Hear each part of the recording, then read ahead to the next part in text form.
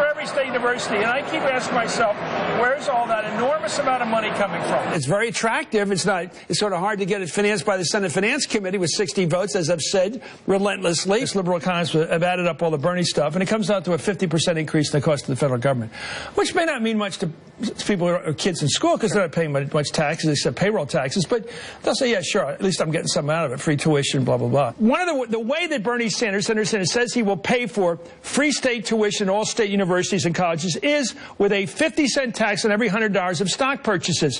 What will that do? I mean, you're the New York mayor. You've got that as your tax base. What would be the impact in the city of that tax? How do you pay for lifetime health insurance? How do you pay for free tuition at major expensive universities? How do you pay for fat new big checks for retirement checks for Social Security, fully paid tuition for major really good schools like Michigan and Wisconsin and Berkeley? I mean, that's a great deal for people living in those states.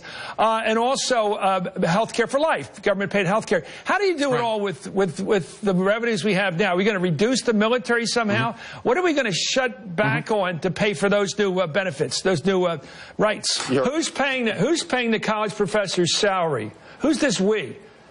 Who pays the college professor's salary? Who pays for the tuition? Who pays for the doctor and the nurse and the person working in the hospital? Who's paying them? Who's this we? I just keep asking where the money comes from. Where does it actually come from? Who's writing the checks? And I'm going to pay for it by going after those people you don't know. You see them on TV, maybe. Billionaires.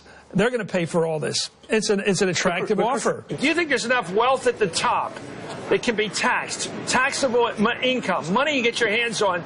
There's enough of it at the top to pay for a universal health care system that makes it basically a right of the American people from birth to death. Can we pay for tuition at public colleges? There's no such thing as a free lunch. Somebody pays.